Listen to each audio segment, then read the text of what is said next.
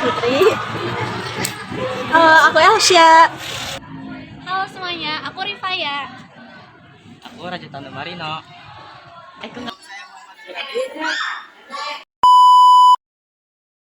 you ready, kids? Aye, aye, Captain! I can't hear you. Aye, aye, Captain! Oh!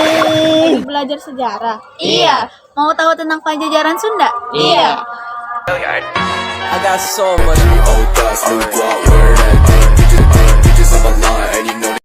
Belajar sejarah tentang Kerajaan Sunda. Nala masih ingat gak sih Kerajaan Sunda itu apa? Apaan ya? Coba cari tahu deh. Iya, coba. Apaan? Coba cari yang paling atas gak sih? Coba. Pajajaran atau yang disebut Kerajaan Sunda merupakan kerajaan bercorak agama Hindu. Tata kerajaan Pajajaran di Parahyangan Sunda dengan ibu kota Pajajaran. Dikenal juga dengan sebutan Pakuan Pajajaran. Kata Pakuan atau Pakuan berarti kota. Disebut Pakuan Pajajaran karena pada saat itu orang Asia terbiasa menyebut kerajaan dengan nama ibu kotanya. Maka dari itu disebut Pakuan Pajajaran atau Kota Pajajaran. Kerajaan Sunda dibangun sejak tahun 932 sampai 1579 sebelum Masehi oleh Sri Jaya Bupati. Sedangkan Pakuan Pajajaran resmi diakui sebagai kerajaan saat Jayadewata naik ketika pada tahun 1482 dengan gelar Sri Baduga Maharaja. Bagaimana sih berdirinya Pajajaran Kerajaan Sunda? Sejarah kerajaan Pajajaran tidak dapat terlepas dari kerajaan-kerajaan terdahulunya, seperti Kerajaan Tarumanegara, Kerajaan Sunda dan Galuh, serta Kawali. Hal ini disebabkan pemerintahan Kerajaan Pajajaran merupakan kelanjutan dari kerajaan-kerajaan tersebut. Menurut Prasasti Satya, kata Raja Srijaya Bupati mendirikan sebuah kerajaan pada 923 Masehi di Pakuan Pajajaran. Setelah Srijaya Bupati, tahta kemudian jatuh ke tangan Rahyang Niskala Wastu Kancana dengan pusat kerajaan berada di Kawali. Pada 1428, Sri Baduga Maharaja atau Prabu Siliwangi dinobatkan Kerajaan Sunda dan Kerajaan Sunda dan Galuh ini kemudian dikenal sebagai periode kerajaan Pajajaran dengan pusat pemerintahan kembali di Pakuan Pajajaran. Nah, pada masa perkembangan Kerajaan Pajajaran dicapai pada masa pemerintahan Sri Baduga Maharaja atau Prabu Siliwangi yang memerintah antara 1482 sampai 1521 Masehi. Pada masa pemerintahannya, kerajaan dalam keadaan teratur dan tentram. Tindakan pertama yang diambil setelah resmi menjadi raja adalah membebaskan penduduknya dari 4 macam pajak. Ketika memerintah, Prabu Siliwangi dikenal sebagai pemimpin yang memegang teguh asas kesetaraan dalam kehidupan sosial.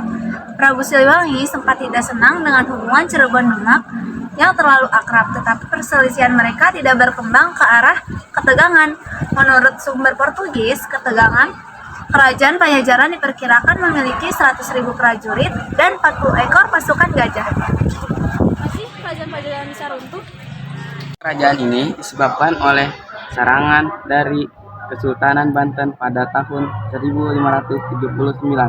Berakhirnya kerajaan ini ditandai dengan diboyongkannya singgahan Cana Raja yang disebut Palangkang Sariman Sariwanca berupa batu berukuran 200 kali 160 kali 20 cm. Singgasana ini dipindahkan dari Pakuan Pajajaran ke Karaton Surosowan di Banten oleh pasukan Maulana Yusuf. Pemindahan ini dilakukan atas dasar tradisi politik agar di Pakuan Pajajaran tidak ada penerus raja baru. Hal ini juga pertanda bahwa kekuasaan Sunda saat itu sudah berpindah tangan ke Maulana Yusuf sebagai pemegang kekuasaan tahta.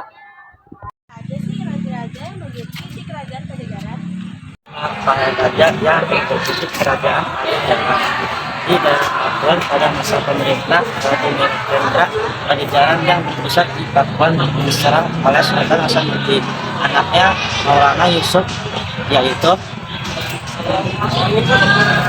Satu, Sri Baduga Maharaja atau Prabu Siliwangi pada tahun 1452 sampai 1521. Kedua, Surawesisa pada tahun 1821 sampai 1535. Yang ketiga, Ratu Dewata pada tahun 1535 sampai 1545. Yang keempat, Ratu Sakti pada tahun 1543 sampai 1561.